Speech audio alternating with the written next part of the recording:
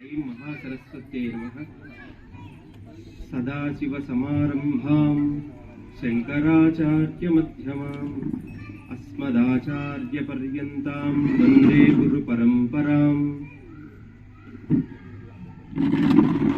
त्रयीवेद्यं हृद्यं त्रिपुरहरमाद्यं त्रिनयनम् त्रयीवेद्यं हृद्यं त्रिपुरहरमाद्यं त्रिनयनम् जटाभारोदारं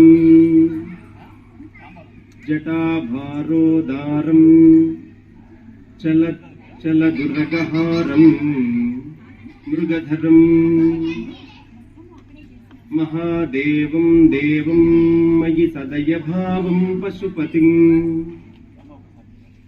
चिदालम्बं साम्बं शिवमतिविडम्बं हृदि भजे। ఆద్యాది శంకర భగవత్పాదుల వారు చేసినటువంటి శివస్తుతి శివానంద లహరిలో త్రయీ వేద్యం హృద్యం త్రిపుర హరమాద్యం త్రినయనం. ఎటువంటి వాడు ఆ పరమేశ్వరుడు అంటే త్రయీ వేద్యం, మూడు వేదముల చేత నుతింపబడినటువంటి వాడు, మూడు వేదముల చేత తెలియబడుతున్నవాడు. హృద్యం, చాలా అందముగా మనోహరముగా ఉన్నవాడు. భగవత్ తత్వం ఎప్పుడూ అంతే ఉంటుంది. లోకంలో అన్నింటికన్నా మనోహరంగా ఉండేది ఏది అంటే భగవంతుడు మాత్రమే. అంతకన్నా అందమైనది సౌందర్యమైనది ఇంకొకటి లేదు లోకంలో. త్రిపుర హరమాద్యం త్రినయనం, త్రిపురాసురులను సంహరించినటువంటి పరమేశ్వరుడు. త్రినయనం, మూడు కన్నులు గలవాడు. జటాభారోదారం, జటలు భారముగా కలిగినవాడు. చల దురగహారం, పాములను హారములుగా, సర్పములను హారములుగా కలిగినటువంటి పరమేశ్వరుడు. మృగధరం, మృగ చర్మమును ధరించినటువంటి పరమేశ్వరుడు. మహాదేవం దేవం మయి సదయ భావం పశుపతి, ఎప్పుడూ భక్తుల మీద లోకముల మీద దయాస్వభావం మాత్రమే కలిగినటువంటి వాడు మహాదేవుడు. ఆయన కన్నా ఇంకా వేరే దైవము ఇంకొకటి లేదు సృష్టిలో. చిదాలంబం సాంబం శివమతి విడంబం హృది భజే. చిదాలంబం, అన్నింటికి ఈ సృష్టి మొత్తమునకు ఆధారభూతమైనటువంటి పరమేశ్వరునికి, సాంబం అంబతో కూడినటువంటి పరమేశ్వరుడికి, అటువంటి ఈశ్వరుణ్ణి నేను హృది భజే, హృదయములో భజిస్తున్నాను అని చాలా అద్భుతముగా రమణీయముగా శివానంద లహరిలో శంకర భగవత్పాదుల వారు వర్ణించారు. అటువంటి శివుడిని ఇవాళ మనం ఇక్కడ ఒక శివలింగమును ప్రతిష్ఠించుకొని ఈ మహాశివరాత్రి పర్వదినము నాడు మనం అందరము పూజలు చేస్తూ ఉన్నాము.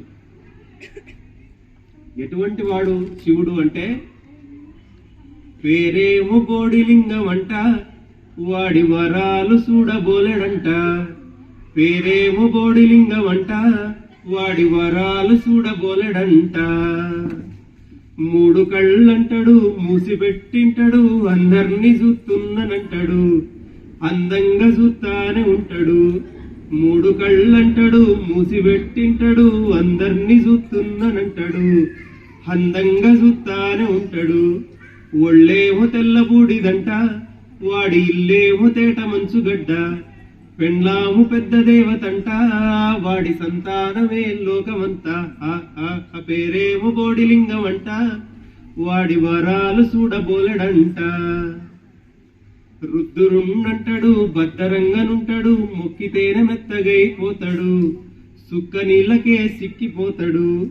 రుద్రున్నంటాడు, బద్దరంగనుంటాడు, మొక్కితేనే మెత్తగైపోతాడు, సుక్క నీళ్ళకే సిక్కిపోతాడు. వేదాలు వాడి పాటలంట, డమరు నాదాలతో ఆటలంట. శూలాలు చేతబట్టెనంట, మూడు కాలాలకు దేవుడంట.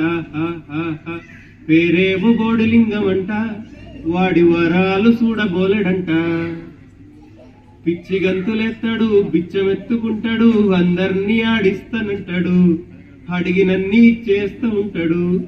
పిచ్చి గంతులెత్తాడు, బిచ్చమెత్తుకుంటాడు, అందర్నీ ఆడిస్తానంటాడు, అడిగినన్ని చేస్తూ ఉంటాడు. మెడ చూస్తే పాము పుట్టలంట, వాడి తల చూస్తే జుట్టు కట్టలంట, ఆ పైన గంగ పొంగులంట, వాడిని తలసుకుంటే కడుపు నిండునంట, పేరేమో బోడిలింగం అంట, వాడి వరాలు చూడబోలడంట. అది శివుడి యొక్క స్వభావం. పేరేమో బోడిలింగం, ఏమీ లేదు, మొత్తము ఒక బోడిలింగము తప్ప ఆయనకు వేరే ఆకారం లేదు. అటువంటి వాడు ఎవరికైనా వరములు ఇవ్వగలిగినటువంటి ఐశ్వర్యము ఆయన సొంతము. ఐశ్వర్యం ఈశ్వరాది చేతన్నారు. అందుకే ఏ ఐశ్వర్యము మనిషికి ఇవ్వాలన్నా అది ఈశ్వరుడు సంకల్పించాలి. మనం అనుకుంటే లభించేది కాదు, మనకి ఇది కావాలి అనుకుంటే లభించేది కాదు. లోకంలో ఆయన సంకల్పించాలి ఎవరికి ఏది ఇవ్వాలి అన్నది. కాబట్టి అంత ఐశ్వర్య భూయిష్టమైనటువంటి తత్వము ఈశ్వరుడు. ఈశ్వరుడు ఉన్నాడు కాబట్టి అది ఐశ్వర్యం, ఆయనకు సంబంధించినది. అది పిచ్చిగంతులేస్తాడు, ఎప్పుడూ తాండవం చేస్తూనే ఉంటాడు, ఆయనకు వేరే పని లేదు. మహా తాండవం ఆయనది ఎప్పుడూ కూడా. ఏమయ్యా తాండవము అంటే ఈ లోకాలోకములన్నీ కూడా కదులుతూ ఉన్నాయి. ఈ గ్రహాలు, సూర్యమండలాలు, ఈ పాలపుంతలు, ఇంత అనంతమైన విశ్వము కదులుతూ ఉంది.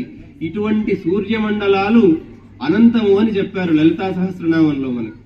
మరి ఇన్ని కదలడానికి కారణభూతం ఏది అంటే ఆయన తాండవం. ఈ కదులుతున్నదంతా కూడా శివతాండవమే, వేరొకటి కాదు. బిచ్చమెత్తుకుంటాడు, ఎప్పుడూ భిక్షాటన చేస్తూ ఉంటాడు. ఆది భిక్షు ఆయన. ఆయన కన్నా భిక్షుడెవరు? సాక్షాత్తు అన్నపూర్ణేశ్వరి దగ్గర ఆయన జోల పట్టుకుని నిలబడ్డాడు. లోకానికి అంతటికీ అన్నం పెట్టే తల్లి అన్నపూర్ణేశ్వరి. ఆయన ముందు భిక్షమెత్తుకున్నాడు పరమేశ్వరుడు. ఆయన భిక్షమెత్తుకున్నది ఎందుకు అంటే లోకములన్నింటికీ ప్రసాదముగా ఈ ఐశ్వర్యాన్ని పంచడానికి. అమ్మవారి నుంచి తీసుకొని ఈ లోకానికి ఐశ్వర్యంగా ప్రసాదిస్తాడు. అందుకు ఆయన భిక్షమెత్తుతాడు. ఆయనకు లేని సంపదే ఉంది పరమేశ్వరుడికి. అటువంటి శివుడిని ఈ మహాశివరాత్రి నాడు కొలుస్తూ ఉన్నాం. ఏం శివరాత్రి యొక్క వైభవము అంటే, ఒకనాడు మనందరికీ తెలిసిన కథే, మళ్ళీ మళ్ళీ చెప్పుకున్నా ఇదే కథే. ఎందుకంటే అది జరిగింది కాబట్టి. జరగనిదైతే ఒక్కొక్కరు ఒక్కొక్క రకంగా చెప్పుకోవడానికి అవకాశం ఉంటుంది. జరిగినది ఒకటే కథ, అదే చెప్పుకోవాలి శివరాత్రి అంటే. విష్ణువుకు బ్రహ్మకు ఒక వైరం ఏర్పడింది. నేను గొప్ప అంటే నేను గొప్ప అని ఇద్దరు అహంకారానికి దిగారు ఒకానొక సందర్భంలో. సృష్టి విపరీతం అంతే. ఒక్కొక్కసారి చాలా గొప్పవాడండి ఈయన, చాలా మహానుభావుడినా అంటూ ఉంటాం. ఆయన మనసులో కూడా ఏదో ఒక తెలియని ఒక దురాలోచన ఏదో కలుగుతుంది. మనం చెప్పలేం కదా, సృష్టి యొక్క స్వభావం అది. అంతా బాగుంది కానివ్వండి, ఇది ఒక్కటి ఎందుకో ఇట్లా జరిగింది అంటూ ఉంటాం మనం సహజంగా. మరి విష్ణు అంతటి వాడు సాక్షాత్తు భగవంతుడు, మరి ఆయనకు తెలియదా శివుడు ఎంత గొప్పవాడు అన్నది? బ్రహ్మకు తెలియదా సృష్టికర్తకు? కానీ వాళ్ళిద్దరికీ నేను గొప్ప అంటే నేను గొప్ప అని వైరం ఏర్పడింది. ఇలా వైరం ఏర్పడి ఒకరు పైకి ఒకరు కిందికి వెతుకుతూ వెళ్ళారు. ఎక్కడి దాకా వెళ్తున్నారో శివుడు మధ్యలో వచ్చి ఒక పరీక్ష పెట్టాడు. సరే, ఒక జ్యోతి, మహాజ్యోతిర్లింగంగా ఆయన ఆవిర్భవించి నా ఆది అంతము కనుక్కోండి, ఎవరు కనుక్కుంటారో వాళ్ళు గొప్ప అని చెప్పాడు ఆయన. పరమేశ్వరుడు వచ్చి, సరే ఒకరు హంసగా మారి పైకి వెళ్లారు బ్రహ్మదేవుడు, విష్ణుమూర్తి ఏమో వరాహమూర్తిగా వరాహముగా మారి పాతాళానికి వెళుతూ ఉన్నాడు. ఎంత వెళ్ళినా ఆది అంతము కనుక్కోలేకపోతున్నారు ఎవరు. చివరకు విసిగి వేసారి అప్పుడు ఒక నిర్ణయానికి వచ్చారు. మనము మన అహంకారము కొద్దీ ఇటువంటి నిర్ణయం చేశాము గాని పరమేశ్వరుడు అనంతమైన వాడు, అనంతమైన జ్యోతి చైతన్యం ఆయన. ఆ చైతన్యాన్ని మనం గుర్తించకుండా ఇటువంటి అహంకారానికి దిగామా అని అప్పుడు తప్పు తెలుసుకొని పరమేశ్వరుడి ముందు మోకరిల్లారు. ఇదంతా కథ. ఏమి బ్రహ్మ విష్ణు మహేశ్వరులు వేరా? ఒకరు గొప్ప ఒకరు తక్కువ అనడానికి ఏమీ లేదు. ముగ్గురి తత్వము పరబ్రహ్మ తత్వం ఒక్కటే. కానీ మనకు ఒక పాఠాన్ని నేర్పడం కోసం ఇటువంటి సంఘటనలు చోటు చేసుకుంటాయి సృష్టిలో. విష్ణువు స్థితికారకుడు, బ్రహ్మ సృష్టికర్త అంటున్నాం కదా. అంటే ఈ లోకం సృజింపబడడానికి బ్రహ్మ చైతన్యం అవసరం. ఆ బ్రహ్మ సృష్టి చేస్తాడు లోకాన్నంతా. అది నడవడానికి విష్ణు అవసరం, స్థితికారకుడు విష్ణువు. ఇది నడవాలంటే విష్ణు అవసరం. మరి ఈ రెండిట్లో ఏది గొప్ప అంటే మధ్యలో శివుడు వచ్చాడు. ఎవరు కాదురా నాయన, లయం చేసేవాడిని నేను గొప్ప అన్నాడు ఆయన వచ్చి. ఎందుకు? దాని అంతరార్థం ఏమి అంటే, సృష్టించడమో కదలడమో ఈ స్థితి జరగడమో ముఖ్యము కాదు లోకంలో. ఇవి ఎప్పుడూ నిరంతరం జరిగేవే. కానీ లయము చేయడం ప్రధానం. ఎప్పుడో చోట లయము కాకపోతే అనంతంగా ఇట్లా మనుషులు ఉన్నారనుకోండి, సృష్టికి ప్రమాదం. ఏ మనిషిని ఎంతకాలం ఉంచాలో, ఏ జీవిని ఎంత జీవితకాలం పాటు ఉంచాలో నిర్ణయించి ఆ క్షణానికి ఆయనలో లీనం చేసుకునే తత్వం శివుడు. అది చెయ్యకపోతే ప్రమాదం సృష్టికి. కాబట్టి నేను గొప్ప, ఆది అంతము లేనివాణ్ణి. రుద్రములో అందుకే చెబుతారు మంత్రంలో, నమ పూర్వజాయచ పరజాయచ అని వస్తుంది. పూర్వజాయచ పరజాయచ అన్నారు. పూర్వుడు అంటే సృష్టి కన్నా ముందున్నవాడు, పరజాయచ సృష్టి అంతా కూడా లీనమైన తర్వాత మళ్ళీ ఉండే చైతన్యము, రెండూ పరమేశ్వరుడు మాత్రమే అని మనకు వేదాలు చెబుతూ ఉన్నాయి. ఇంత వేదరాశి, మొత్తం 4 వేదాలు కదా, ఇంత వేదములో కేవలం నమశివాయ అన్న పంచాక్షరి మంత్రము ఎక్కడ ఉంచాలి ఈ మంత్రాన్ని? అది వెతికి వెతికి వెతికి ఈ వేదాలలో మధ్యలో యజుర్వేదములో ఈ మంత్రాన్ని నిక్షిప్తం చేశారు ఋషులు. ఎందుకంటే అది పంచభూతాత్మకమైనది. నమశివాయ ఈ పంచాక్షరి మంత్రము ఎటువంటి కోరికలనైనా సాక్షాత్తు మోక్షాన్ని కూడా ప్రసాదించగలటువంటి మంత్రం అది పంచాక్షరి మంత్రం. అట్లాంటి శక్తి ఉంది కాబట్టి ఆ మంత్రాన్ని మొత్తము వేదములో మధ్యలో కేంద్ర బిందువుగా ఆ మంత్రాన్ని ఉంచారు. అది శివుడి యొక్క గొప్పతనం. అట్లా శివుణ్ణి ఇవాళ ఎంతమంది ఎన్నో రకాలుగా కీర్తించారు. పోతన గారు అంటారు, వాలిన భక్తి మృక్యదన వారిత తాండవ కేళికిన్ దయాశాలికి శూలికిన్ శిఖరిజా ముఖ పద్మ మయూఖమాలికిన్ బాల శశాంక మౌళికి కపాలికి మన్మథ గర్వ పర్వతోన్మూలికి నారదాది ముని ముఖ్య మనస్ సరసీరుహాళికిన్. మహాతాండవకేళి, అవారిత తాండవకేళి అన్నారు ఆయన పోతన గారు. ఈ తాండవాన్ని ఆపడానికి లేదట. శివుడి యొక్క తాండవాన్ని ఆపే శక్తి ఎవరికీ లేదు లోకంలో. ఎందుకంటే సృష్టి క్రమం కదా. ఇవాళ ఈ భూమి అంతా తిరుగుతూ ఉందంటే ఇది శివుడి యొక్క తాండవం. దీన్ని ఆపడానికి ఎవరి తరము కాదు. బాల శశాంక మౌళికి కపాలికి మన్మథ గర్వపర్వతోన్మూలికి, మన్మధుడి యొక్క గర్వాన్ని అణచినటువంటి పరమేశ్వరుడికి, నారదాది మునిముఖ్య మనస్ సరసీరుహాళికి, నారదాదులు ఎంతో మంది మహర్షులు తపస్సు చేసి చేసి చేసి శివుణ్ణి పొందాలి అనుకుంటే ఆయన ప్రత్యక్షము కావడం కష్టం. అట్లాంటి శివుణ్ణి మనం ఎంత సులభంగా ఒక మట్టి ప్రతిమ చేసుకుని ఒక చిన్న శివలింగాన్ని పెట్టుకొని దేశమంతా ప్రపంచమంతా కూడా ఎక్కడ వెళ్ళినా ఏ మూల ఏది త్రవ్వినా విదేశాల్లో కూడా ఈనాడు చూస్తున్నాం. ఎక్కడో శిథిలాలు తీస్తూ ఉంటే శివలింగం బయటపడింది అంటారు. ఎందుకంటే ఇక్కడ ఉన్నదే శివలింగం, శివుడే ఉన్నాడు సాక్షాత్తు. ఈ దేశము ఆ దేశం అని లేదు. ప్రపంచమంతా ఈ భూగోళము మొత్తము బ్రహ్మాండాలు కూడా శివలింగాకారంలోనే ఉంటాయి. మొత్తము శివుడే ఉన్నాడు అనడానికి అదొక కేవలం ఒక చిన్న ఉదాహరణ. మన జ్ఞానానికి ఆయన దక్కడు కాబట్టి. అటువంటి శివుడు నారదాది ముని ముఖ్య మనస్సరసీరు హాళి, గొప్ప గొప్ప ఋషులకు కూడా దక్కవదయ్యా నువ్వు. అట్లాంటి శివుడు మామూలు జనాలం మనకి ఏమి తెలుసు నిజానికి, మనకేం ఓనమాలు కూడా రావు కదా. అట్లాంటి మనుషులము మనం కేవలం ఒక చెంబు నీళ్లు పోస్తే చాలు, ఒక బిల్వపత్రం పెడితే చాలు, అసలు మీరు ఒక స్తోత్రం చెయ్యండి, ఒక పాట పాడండి, ఒక నమస్కారం చెయ్యండి, చివరకు ఏది చేత కాకపోతే ఆయన అనుగ్రహిస్తాడు. అటువంటి బోళాశంకరుడు శివుడు. పొత్తాకింతగా నెద్దు నెక్కి తిరిగే బోళాతనంబయ్యే నీ వద్దా నిందయసూసి లోకమునకై అందించు మాలోకమా. పొద్దున్ రేతిరి పుట్టు కోరికలనే పోగెట్టి పోగొట్టవా. అద్దం బందున లోకమిద్దియన నీ వద్దానివే శంకరా. శంకరాచార్యుల వారు చెబుతారు, విశ్వందర్పణ దృశ్యమాన నగరీ తుల్యం నిజాంతర్గతం పశ్యన్నాత్మని మాయయా బహిరివోద్భూతం యథా నిద్రయా. ఇట్లా దక్షిణామూర్తి స్తోత్రం చేస్తూ ఆయన దక్షిణామూర్తిని స్తుతిస్తారు. విశ్వం దర్పణ దృశ్యమాన నగరీ తుల్యం నిజాంతర్గతం. ఈ కనపడుతున్న ప్రపంచం అంతా ప్రపంచం కాదయ్యా, నిజానికి అద్దములో కనపడుతున్నటువంటి ప్రతిబింబం మాత్రమే అని చెబుతున్నాడు. ఒక అద్దములో బింబం కనిపిస్తున్నప్పుడు మనం దాన్ని ముట్టుకోవడానికి లేదు, కేవలం అట్లా లీలగా బింబం కనిపిస్తూ ఉంటుంది. అట్లా పరమేశ్వరుడు అనే ఒక అద్దములో ఈ విశ్వం అంతా కూడా, ఈ లోకం అంతా కూడా కేవలం ఒక ప్రతిబింబం మాత్రమే. ఇది మనకు కనిపిస్తుంది కానీ ఇది సత్యము కాదు అని సూక్ష్మంగా చాలా వేదాంతాన్ని వర్ణించారు.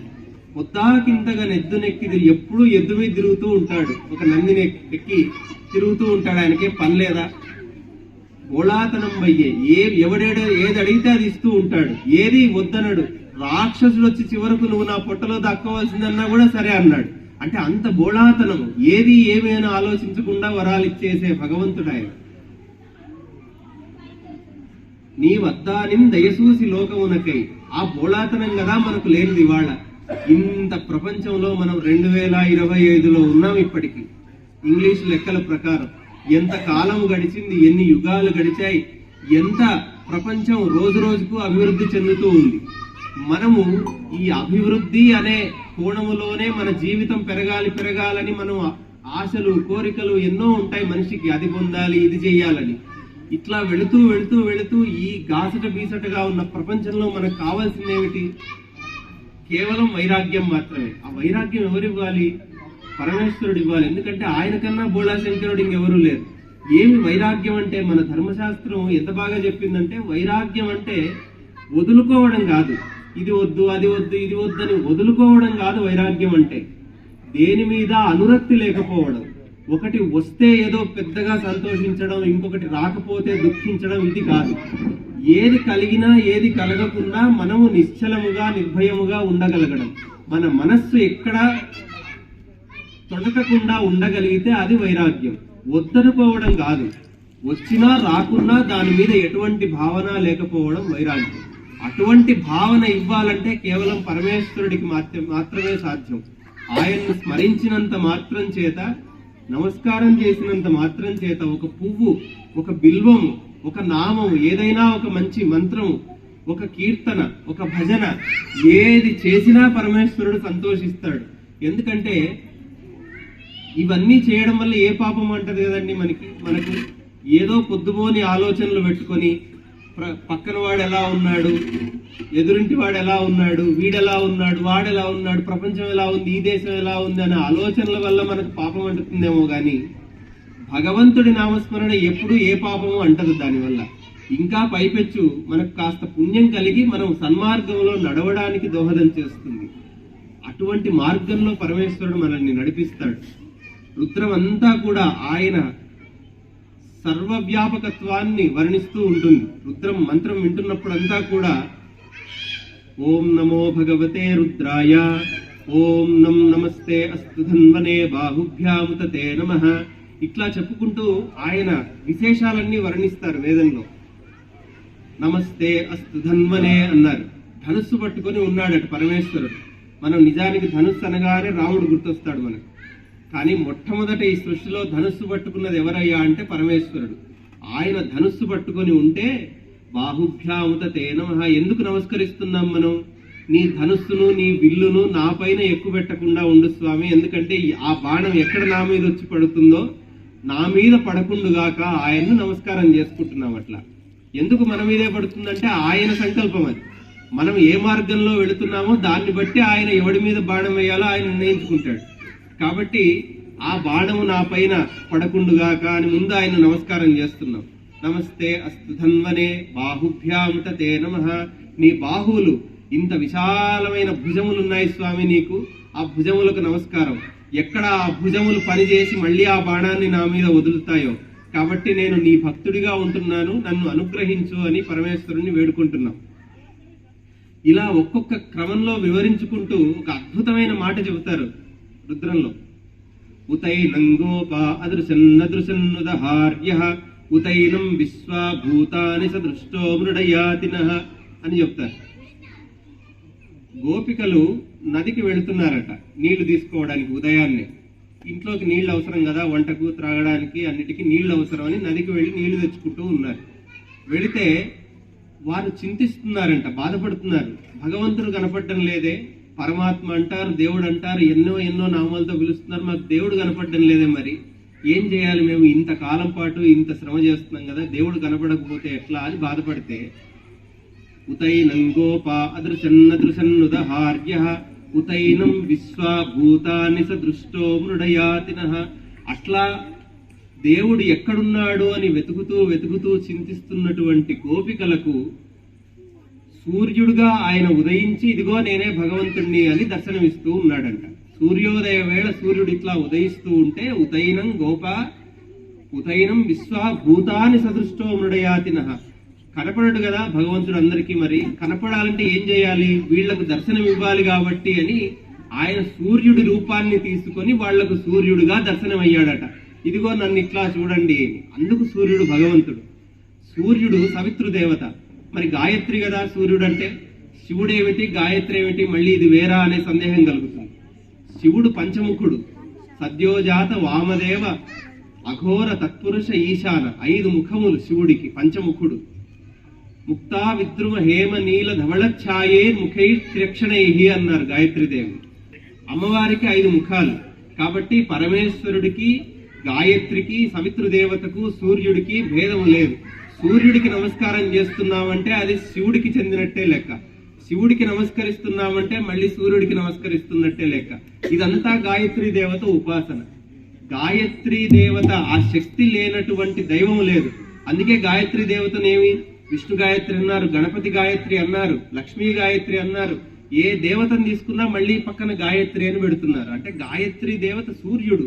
ఆ శక్తి వల్లే ఈ లోకాలు నడుస్తూ ఉన్నాయి. కాబట్టి అట్లాగా శివుడు సూర్యుడి రూపాన్ని తీసుకొని దర్శనమిచ్చాడు అని వేదంలో మనకు చెబుతూ ఉంది.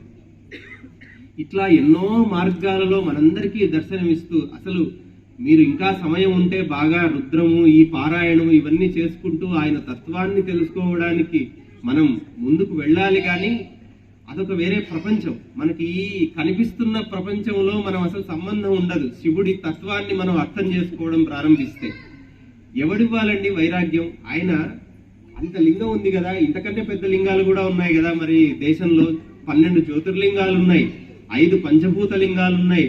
ఊరూరా ప్రతి జిల్లాలో ప్రతి రాష్ట్రంలో శివాలయాలు ఉన్నాయి, కొన్ని వేల శివాలయాలు.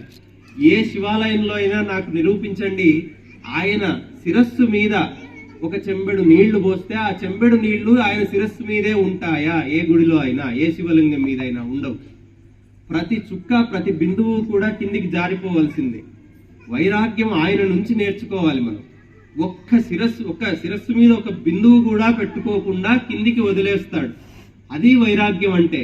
మీరు ఏమిచ్చినా ఆయన తీసుకోడు, కానీ ఎంత ఇస్తున్నారో దానికి 10 ఫలితాన్ని ఈ లోకానికి అందిస్తూ ఉన్నాడు. అది ఆయన తత్వం, పరమేశ్వర తత్వం. ఆయన ఎంత ఆనంద స్వరూపుడు అంటే మనం చిన్న ఆనందం కలిగితేనే మన కళ్ళలో ఆనంద బాష్పాలు వస్తాయి కదా, మనిషికి సహజం కదా. చిన్న చిన్న ఆనందాలకే కళ్ళల్లో నీళ్లు తిరుగుతున్నాయండి, ఆనంద బాష్పాలు వచ్చాయి మాకంటారు. మరి పరమేశ్వరుడు మహానంద స్వరూపుడు, చిదానంద స్వరూపుడు. ఆయన కన్నా ఆనంద స్వరూపం ఇంకా సృష్టిలో లేదు. మరి ఆయన కళ్ళ నుంచి నీళ్లు ఎలా రావాలి? మరి అంత ఆనందం పడుతుందా కళ్ళలోంచి నీళ్లు రావాలంటే? అందుకే ఆయన శిరస్సు నుంచి నీళ్లు వదులుతూ ఉన్నాడు, అంత ఆనందాన్ని ఇంకా ఆయన తట్టుకోలేక.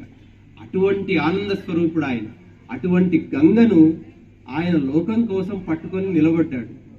ఎక్కడి గంగ? ఆకాశ గంగ కిందికి భగీరథ ప్రయత్నం చేసి భగీరథుడు గంగను సాధిస్తే ఎవరు దాన్ని మోయాలి? మహాగంగ అది, ఆకాశ గంగ. అక్కడి నుంచి అలా జారుతూ ఉంటే అంత గంగను నిలపగల శక్తి ఎవడికుంది ఈ లోకంలో? ఆయన జడను ఒక్కసారి ఇలా ముడి వేసుకొని కానివ్వండి అన్నాడు, మొత్తం గంగ వచ్చి ఆయన జడలో నిలబడింది. అట్లాంటి శక్తివంతుడు. అటువంటి పరమేశ్వరుడు గంగను ధరించాడు, పావులు ధరించాడు, రుద్రాక్షలు ధరించాడు, ఒళ్ళంతా బూడిద పూసుకున్నాడు. ఏమైనా ఒక్క ఉపయోగకరమైన వస్తువు ఉందా చెప్పండి శివుడి దగ్గర? చేలంబొక్కటి చుట్టవాయే కనగా చేతం త్రిశూలంబు నీకు ఏలావణ్యము తెచ్చే బూడిదలు మేనెల్లన్బడెన్ హానియవు నీలంబున్ గళమందు నిల్పితెవిరా నీనామమున్ భిక్షుక ఆలాపించిన వానికి కలుగు సర్వైశ్వర్యములు శంకర అన్నారు. చేలంబొక్కటి ఒక్క బట్ట కట్టుకున్నాడా? బాగా అందంగా ఏమన్నా రెడీ అయ్యాడా అంటే ఏమీ లేదు. ఏదో చర్మం కట్టుకున్నాడు, జింకతోలో పులితోలో కట్టుకుని తిరుగుతున్నాడు. కనగా చేతం త్రిశూలం, ఒక మంచి ఆయుధం ఏమైనా ఉందా అంటే త్రిశూలం పట్టుకొని భయపెడుతూ ఉన్నాడు అందరినీ. నీకు ఏలావణ్యము తెచ్చే బూడిదలు, పోనీ ఏమైనా సౌందర్యంగా సిద్ధమయ్యాడా, రెడీ అయ్యాడా బాగా అందంగా అంటే ఏమీ లేదు, ఒళ్ళంతా బూడిద పూసుకొని కూర్చున్నాడు. మేన్ ఎల్లని పడేను, పోనీలే అనుకున్నావు అక్కడికి. హానియో నీలంబున్ గళమందు నిలిపితివిరా, అందరికీ ఎవరికీ సాధ్యము కానటువంటి విషయాన్ని తీసుకుని గొంతులో పెట్టుకున్నాడు. నీలకంఠుడు అయ్యాడు, నల్లని కంఠం ఆయనకు. ఒక్కటి ఉపయోగకరమైన వస్తువు లేదు ఆయన దగ్గర గమనిస్తే. నీ నామమున్ భిక్షుక, పోనీ చేస్తున్న ఉద్యోగం ఏమైనా చాలా గొప్పదా అంటే భిక్షాటన. ఇంత చేసి అందరి కోసం భిక్షాటన చేస్తూ ఉన్నాడు. ఏమి ఉపయోగం అని శివుడి చేత అంటే, అటువంటి తత్వాలన్నింటినీ దాటిన శివుడిని ఎవరైతే ఆలపిస్తారో, ఆయన నామాన్ని ఎవరైతే పలుకుతారో వారికి సర్వ ఐశ్వర్యములను ప్రసాదిస్తాడు ఆయన. అటువంటి దివ్యమైన చైతన్యము పరమేశ్వరుడు. అట్లాంటి శివుణ్ణి ఇవాళ కాదు, ప్రతిరోజు జరుపుకుంటే అది శివరాత్రి.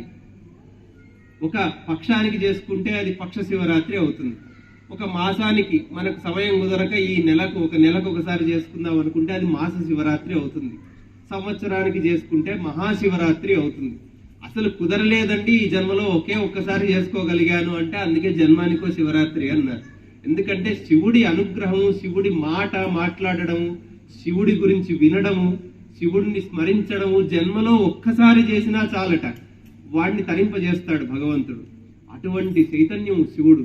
అట్లాంటి శివుణ్ణి ఇవాళ మన సాయి సౌఖ్య బృందం, మన కుటుంబం అంతా కూడా ఇక్కడ ఆయన ఆరాధనలో నిమగ్నమై ఉండడం, ఈ మహాశివరాత్రి ఇంతకింత మనందరికీ ఇంకా చైతన్యాన్ని నింపి మనందరినీ సన్మార్గములో నడిపించాలి. ఎక్కడికక్కడ మన జీవితాలకు మనకు కావలసిన ఐశ్వర్యాలను ప్రసాదిస్తూ, దానికి తోడుగా వైరాగ్యాన్ని కూడా ప్రసాదిస్తూ మన జీవితాన్ని ముందుకు నడపాలి. ఎంత మనకు ఐశ్వర్యం ఉంటుందో అంత వైరాగ్యం కూడా పక్కనే ఉండాలి. ఎందుకంటే విష్ణువు బ్రహ్మ తెలిపింది అదే. అన్నీ తామే అనుకొని అహంకారానికి వెళ్ళారు కాబట్టే అక్కడ వారి పరాజయాన్ని చూడవలసి వచ్చింది. కాబట్టి మనకు కావలసిన ఐశ్వర్యాలు ఆయన అనుగ్రహంతో పొందుతూ, అట్లాగే వైరాగ్యాన్ని కూడా కలిగి ఉండి సన్మార్గములో నడిచి ఆ పరమేశ్వరుడి యొక్క దివ్యమైన అనుగ్రహాన్ని మనమంతా చవి చూడాలని, ఇంకా ఇంకా ఇటువంటి కార్యక్రమాలు జరిగి నిరంతరం శివుని పద సేవలో మనం అందరం తరించాలి, ఈ లోకం తరించాలని, ఈ సృష్టి మొత్తాన్ని ఆయన ఇట్లా సన్మార్గములోనే నడిపించేటట్లుగా అనుగ్రహించాలని కోరుకుందాం. జయం.